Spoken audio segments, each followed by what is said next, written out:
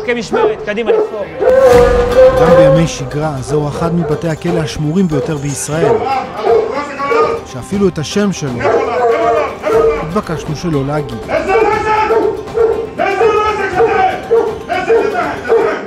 הכלא הביטחוני הגדול בישראל, 2,537 אסירים, שבו מוחזקים אלפי אסירים ועצורים ביטחוניים, מחבלים ורוצחים. פשוט רואה אנשים שלפני רגע בזזו, רצחו, אנסו. ובארבעת החודשים האחרונים נמצאים כאן גם מחבלי הנוח'בה, שעומדים מאחורי טבח 7 באוקטובר.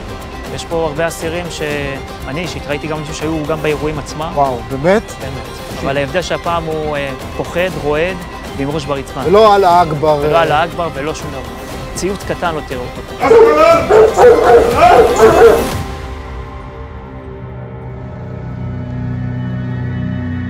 השבוע קיבלנו הצצה בלעדית לכאן, לאגפים השמורים ביותר, שבהם המחבלים המסוכנים בישראל. בוא לעשות. אתה רואה את השנאה שלהם בעיניים? אתה רואה את האידיאולוגיה שלהם. בכניסה אנחנו פוגשים את שחר קמיסה, סגן מפקד הכלא, ממש סמוך לרחבת האוטובוסים, אותה רחבה שאפשר לזהות משחרורי מחבלים בעבר במסגרת עסקאות חטופים. אחד בתי סוהר הגדולים בשוק בתי הסוהר. ואחד המסוכנים, אולי אחד הכי מסוכנים שיש. אנחנו מונים כ-2,500 אסירים. רוצחים. רוצחים, כולם מחבלים. בכלא הזה אין משחקים, הוא מגודר מכל הכיוונים. בחוץ, לוחמי משמר הגבול מפטרלים כל הזמן, 24 שעות ביממה, כדי למנוע בריחה. אנחנו עכשיו נענו לכיוון אגף 10, אגף הנוח'בות. זה אגף מיוחד שהוקם או היה? זה אגף שהוא היה קיים, אבל הוא הוסב והיו פה כל מיני עיבוי מעגלי אבטחה. זהו אגף 10, האגף הסודי וגם המסוכן ביותר בכלא.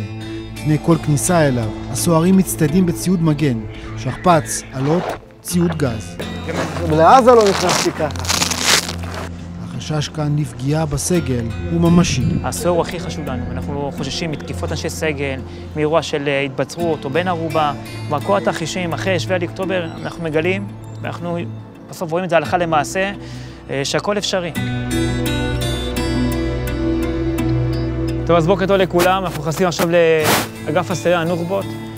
מה שאני מבקש, אנחנו כרגע נכנסים לספירה, אז כמה דגשים מבצעיים, מפקד המשמרת, אני נכנס בראש, כמובן שאחד שהוא מאבטח אותך, לא לאסירים, כמובן כפופים, ראש על הרצפה.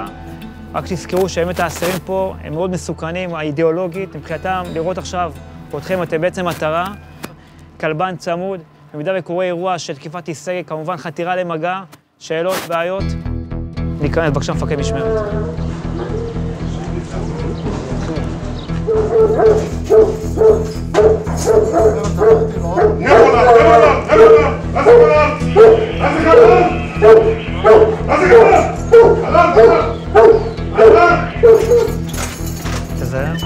אלה רוצחים. אלה רוצחים. כולם רוצחים, כולם נוח'בות. כולם פה נוח'בות. כולם פה נוח'בות. כל אחד 30-40 רצחו יהודים, כן. רצחו, אנסו, בזזו. התמונות האלה עלולות לתעתע.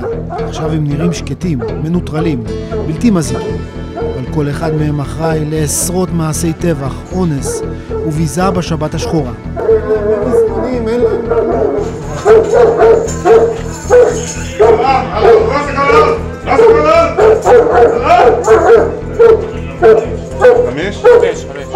כניסה לאגף מלווה פסקול.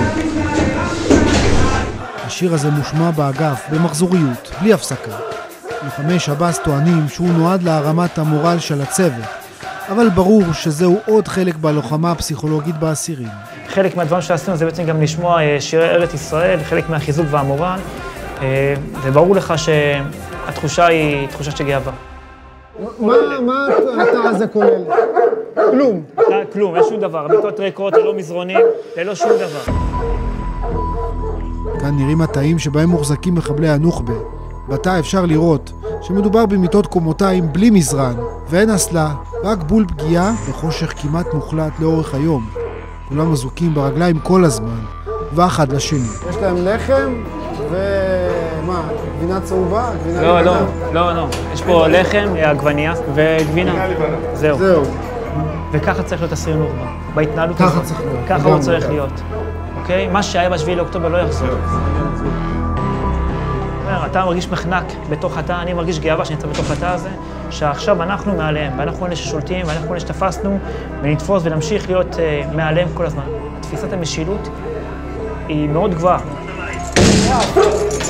כן, מריח, איש עוד הדרה של העצמם, הוא ישר נדלק, סוער, מכה משמרת, קדימה תסמוך. אין צעקה, תביאו שאו את הראש. נזל! נזל! עוד פעם. נזל!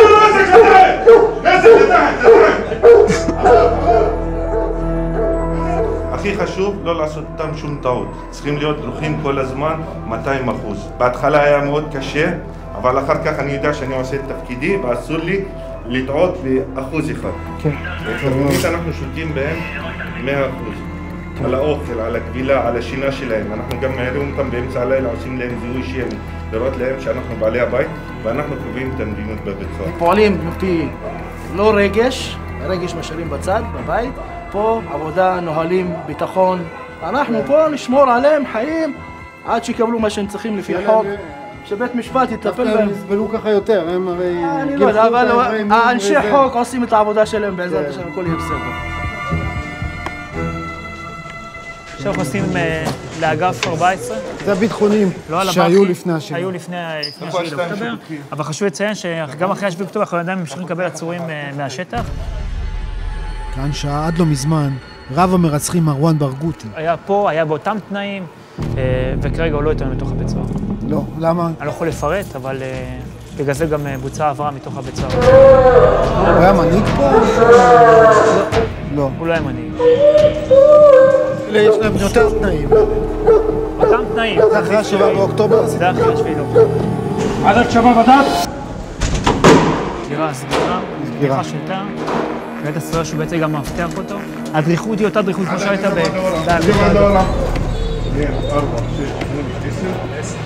שים לב, הארונות שלהם ריקים. הארונות שלהם ריקים.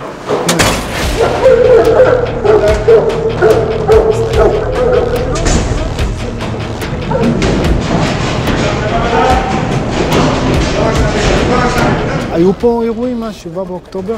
היו אירועים מקומיים. כמו מה? צהלות שמחה, או צעקות מתא כזה או אחר, אבל אני לא הייתי אומר ג'ק רובינסון, כבר היה פה איזו תגובה מיידית. פריצה לתא, שליפת הדומיננטים, אוקיי, וכמובן שפיטה של האסירים, אם זה כניסה לתנאי בידוד.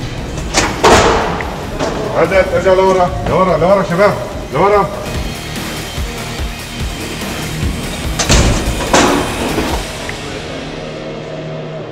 דובר הרבה על תפריטים ביטחוניים שהם מתפנקים. אז אני יכול להראות לך בדיוק מה הם מקבלים. אז יש פה, כמו שאתה רואה, יש פה אורז. כן. יש פה ירק, יש פה חומוס. זה בעצם... זהו. זהו. זה מה שהם מקבלים.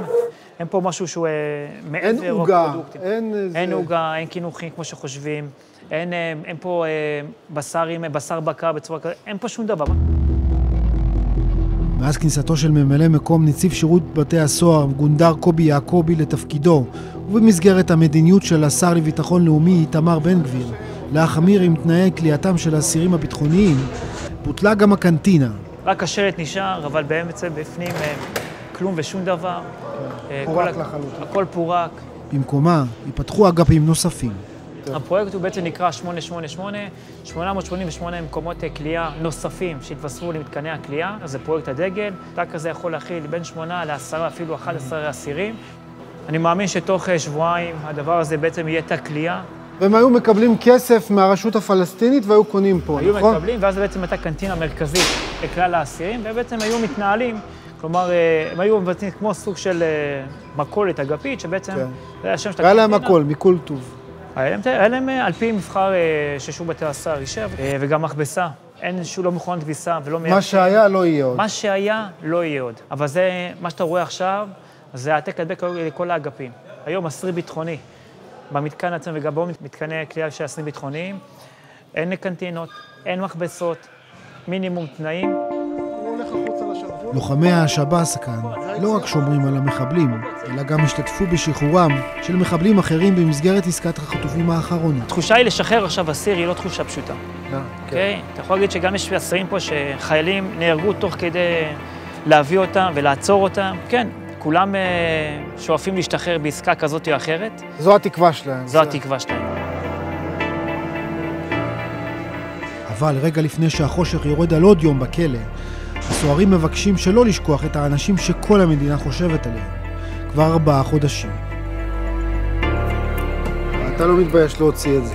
לא, להפך. להפך הנכון, זה מלווה אותי מאז תחילת. גם במחיר שיוציאו... עוד פעם, ברגע שתהיה החלטה לשחרר עסקה, אנחנו כאן כדי ליישם את המדיניות. עשינו את זה במבצע דלתות שמיים, עשינו את זה בגאווה, בצורה הכי טובה, ואנחנו כאן חלק בלתי נפרד מהמאמץ המלחמתי.